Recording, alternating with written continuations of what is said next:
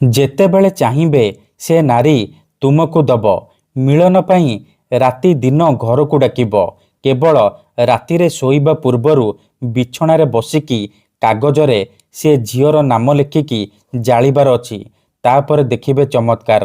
ଆଜ୍ଞା ହଁ, ଆପଣ ସମସ୍ତଙ୍କର ଇଚ୍ଛା ଥିବ କେଉଁ ନା କେଉଁ ଝିଅ ବା ବିବାହିତା ନାରୀକୁ ପଟେଇବା ପାଇଁ, ତାଠାରୁ ନିଜର ମନ ମୁତାବକ କାମ ହାସଲ କରିବା ପାଇଁ। କିନ୍ତୁ ଇଏ ଏତେ ସହଜ ନୁହେଁ। ଏଥିପାଇଁ ଆମର ତନ୍ତ୍ରଶାସ୍ତ୍ରରୁ ମୁଁ ଆଜି ଆପଣଙ୍କ ପାଇଁ ଏମିତି ଏକ ସହଜ ଘରୋଇ ବଶୀକରଣ ନେଇ ଆସିଛି, ଯାହାକୁ ଆପଣ କରିଦେଲେ ସୁନ୍ଦରୀରୁ ସୁନ୍ଦରୀ ଝିଅକୁ ଅତି ସହଜରେ ପଟେଇ ପାରିବେ। ସୁନ୍ଦରୀ ପଡ଼ିଶା ଘର ଭାଉଜଠାରୁ ନିଜର ମନ ମୁତାବକ କାମ ହାସଲ କରିପାରିବେ। ଏହି ବଶୀକରଣ ଆପଣଙ୍କୁ ଦେଖିବା ପାଇଁ ସହଜ ଲାଗିବ, କିନ୍ତୁ ଇଏ ପ୍ରଚଣ୍ଡ ମହାଶକ୍ତିଶାଳୀ ନାରୀ ମୋହିନୀ ବଶୀକରଣ। ଏହାର ପ୍ରୟୋଗ କେବେ ବି ଖାଲି ଯାଏନି। ଏହି ବଶୀକରଣକୁ ପୂର୍ବରୁ ପ୍ରୟୋଗ କରିକି ଦେଖାଯାଇଛି। ଏହାର ପ୍ରୟୋଗରେ ହଜାର ହଜାର ଲୋକମାନେ ଲାଭବାନ ହୋଇଛନ୍ତି। ନିଜ ପସନ୍ଦର କୁଆଁରୀ ଝିଅ ବା ବିବାହିତା ନାରୀକୁ ମୁହୂର୍ତ୍ତକ ଭିତରେ ପଟେଇ ପାରିଛନ୍ତି। ତେଣୁ ଯଦି ଆପଣ ଝିଅ ପଟେଇବାକୁ ଚାହୁଁଛନ୍ତି, ବିବାହିତା ନାରୀକୁ ପଟେଇ ତାଠାରୁ ମନ ମୁତାବକ କାମ ହାସଲ କରିବାକୁ ଚାହୁଁଛନ୍ତି, ତେଣୁ ମୋର ଆପଣମାନଙ୍କୁ ଅନୁରୋଧ କି ଆପଣ ଭିଡ଼ିଓଟିକୁ ମୂଳରୁ ଶେଷ ପର୍ଯ୍ୟନ୍ତ ପୁରା ଧ୍ୟାନ ସହିତ ଦେଖନ୍ତୁ। ନମସ୍କାର ଫ୍ରେଣ୍ଡସ୍, ଓଡ଼ିଆ ଫଣ୍ଡା ଚ୍ୟାନେଲକୁ ଆପଣମାନଙ୍କୁ ସ୍ୱାଗତ। ଆଜିର ଏହି ଭିଡ଼ିଓଟିରେ ମୁଁ ଆପଣଙ୍କୁ ଶିଖେଇବି ଆପଣ କିପରି ବିନା କୌଣସି ପଇସା ଖର୍ଚ୍ଚ କରି ଘରେ ବସି ବସି ଝିଅ ପଟେଇ ପାରିବେ। ବିବାହିତା ନାରୀଠାରୁ ନିଜର ମନ ମୁତାବକ କାମ ହାସଲ କରିପାରିବେ।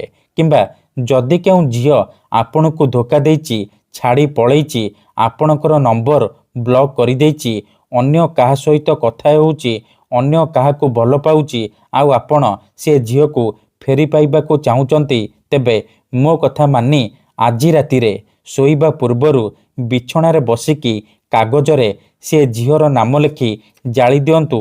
ତାପରେ ଦେଖିବେ ଚମତ୍କାର। ଯେମିତି ଆପଣ ଏପଟେ କାଗଜ ଜାଳିବେ, ସେପଟେ ପ୍ରଭାବ ପଡ଼ିବା ଆରମ୍ଭ ହୋଇଯିବ।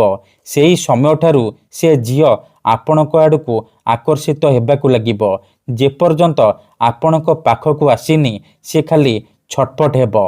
ଏହି ବଶୀକରଣ ସାହାଯ୍ୟରେ ଆପଣ ବର୍ଷ ବର୍ଷ ଧରି ଭାଙ୍ଗି ଯାଇଥିବା ପୁରୁଣା ପ୍ରେମକୁ ମଧ୍ୟ ଫେରାଇ ଆଣିପାରିବେ।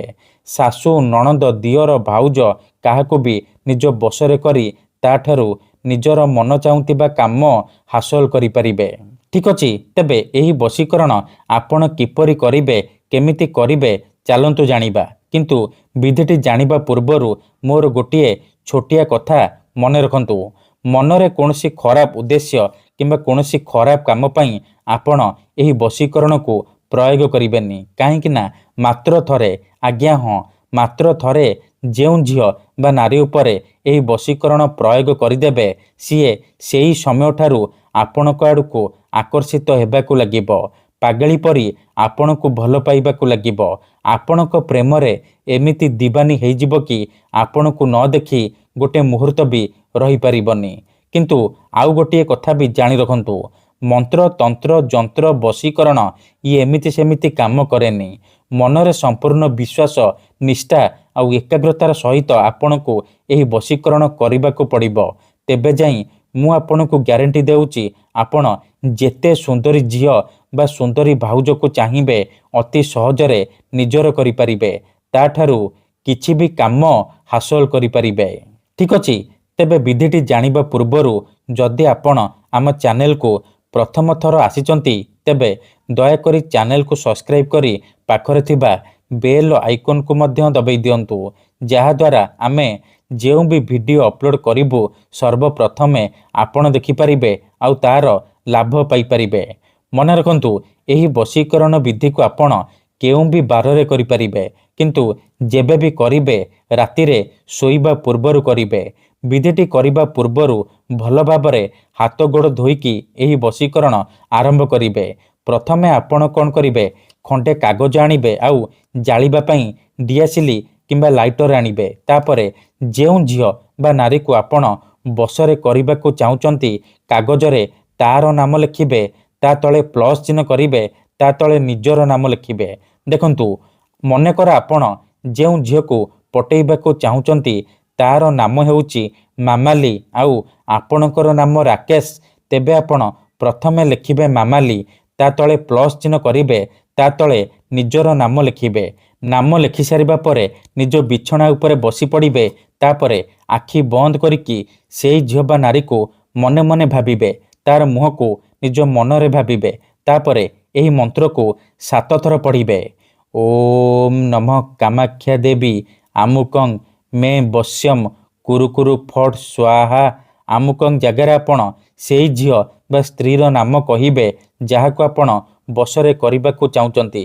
ମନ୍ତ୍ରକୁ 7 ଥର ପଢ଼ି ସାରିବା ପରେ କାଗଜ ଉପରେ 3 ଥର ଫୁଙ୍କିଦେବେ। ଏତିକି କରିସାରିବା ପରେ ଆପଣ ସାଙ୍ଗେ ସାଙ୍ଗେ ଏ କାଗଜକୁ ଜାଳିଦେବେ। ଯେମିତି ଆପଣ ଏପଟେ କାଗଜ ଜାଳିବେ ସେପଟେ ପ୍ରଭାବ ପଡ଼ିବା ଆରମ୍ଭ ହୋଇଯିବ। ସେହି ସମୟଠାରୁ ସେ ଝିଅ ବା ନାରୀ ଆପଣଙ୍କ ଆଡ଼କୁ ଆକର୍ଷିତ ହେବାକୁ ଲାଗିବ। ଧନ୍ୟବାଦ।